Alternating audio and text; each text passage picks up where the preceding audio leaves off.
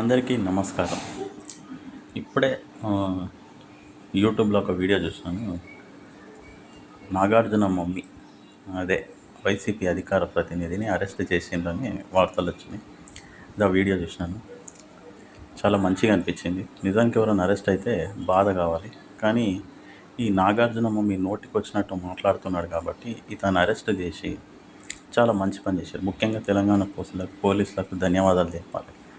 ముఖ్యమంత్రి రేవంత్ రెడ్డి గారి మీద అనుచిత వ్యాఖ్యలు చేసినందుకు లోపలేసి ఇంకొకసారి ముఖ్యమంత్రులను కానీ ఇంకెవరినైనా కానీ దూషించేటప్పుడు ఒకటికి 10 సార్లు ఆలోచించాలి. ఈ నా కొడుకులు ఇంత ఇదిగా నేను ఎందుకు మాట్లాడుతున్నానంటే, రేవంత్ రెడ్డి గారిని ఒక జొమాటో బాయ్, ముఖ్యమంత్రిగా పనికిరాడని, అసలు ఎమ్మెల్యే స్థాయి కూడా కాదని, జొమాటో డెలివరీ చేసుకునే బాయ్ అని, తర్వాత ఒక జీవో చదవరాదని చాలా నీచంగా మాట్లాడి, చాలా దిగజారినట్టు మాట్లాడాను.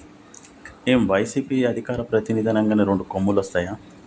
సరే, రేవంత్ రెడ్డి గారి గురించి మాట్లాడిండు ఈ నాగార్జున మమ్మీ. జగన్మోహన్ రెడ్డి గురించి కూడా మాట్లాడాలి కదా. స్క్రిప్ట్ లేనిది చదవలేడు జగన్మోహన్ రెడ్డి. అసలు ఎవరన్నా పక్క నుంచి అందియకపోతే సరిగా మాట్లాడలేడు కూడా. ఒక ప్రెస్ మీట్ అంటాడు, రికార్డెడ్ ప్రెస్ మీట్ పెడతాడు. ఎవరన్నా జర్నలిస్ట్ ఒక క్వశ్చన్ అడిగిందంటే దానికి ఆన్సర్ చెప్పాడు, తప్పించుకొని పారిపోతాడు. మరి జగన్మోహన్ రెడ్డి గురించి కూడా చెప్పాలా? అదే రేవంత్ రెడ్డి ధారాళంగా మాట్లాడతాడు డిబేట్లలో. అసలు నేను రేవంత్ రెడ్డికి అభిమానిని అయ్యిందే ముఖ్యంగా ఆయన డిబేట్లను ఫాలో అయ్యి తెలుగుదేశంలో ఉన్నప్పుడు. డిబేట్లలో ధారాళంగా మాట్లాడాడు. సబ్జెక్ట్ మీద ఆయనకు ఉన్న గ్రిప్పు. ఈడొచ్చిండు రేవంత్ రెడ్డిని విమర్శించడానికి. ఈయనకేం తెలుసానో, మళ్ళీ వీడేదో మహాజ్ఞానిలాగా రేవంత్ రెడ్డి గారిని కించపరుస్తూ మాట్లాడుతుండ్రు. ఈ మధ్యలో ప్రతి ఒక్కరికి ఫ్యాషన్ అయిపోయింది. ఈడేమన్నా వైసీపీ అధికార ప్రతినిధి అంటే ఇంక నెత్తి మీద ఏమన్నా 2 కొమ్ములు ముంచినాయా, లేకపోతే వీనికేమన్నా సర్టిఫికేట్ ఇచ్చిరా ఏది పడుతుంది మాట్లాడని? అట్లాంటప్పుడు మొదట విమర్శించాల్సింది ఈ ఎదవ జగన్మోహన్ రెడ్డిని.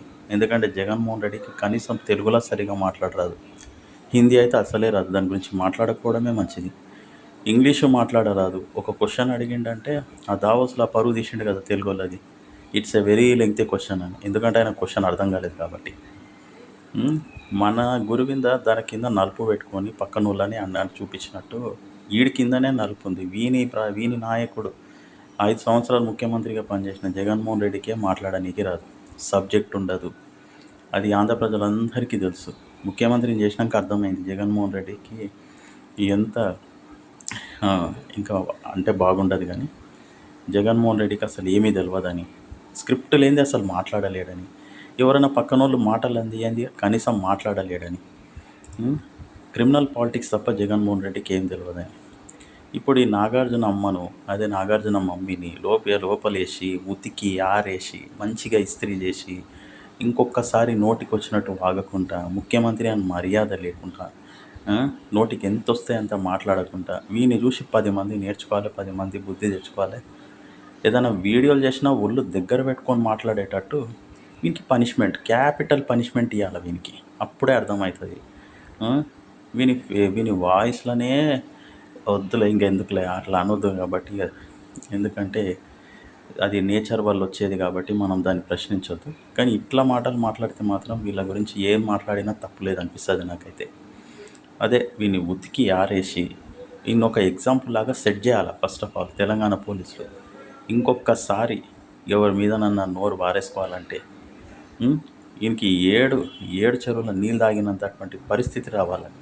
వీని చూసి ఎవడైనా సరే అట్లాంటి వీడియోలు చేయాలన్నా, ముఖ్యంగా గౌరవనీయమైన స్థానాలలో ఉన్నోళ్ళని ఏమైనా విమర్శించాలన్నా ఒళ్ళు దగ్గర పెట్టుకొని మాట్లాడతారు.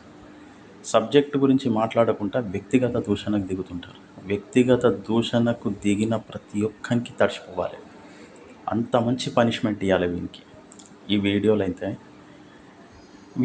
నా వీడియో కనుక మీకు నచ్చితే ప్లీజ్ లైక్ చేయండి, షేర్ చేయండి, సబ్స్క్రైబ్ చేయండి. Thank you very much.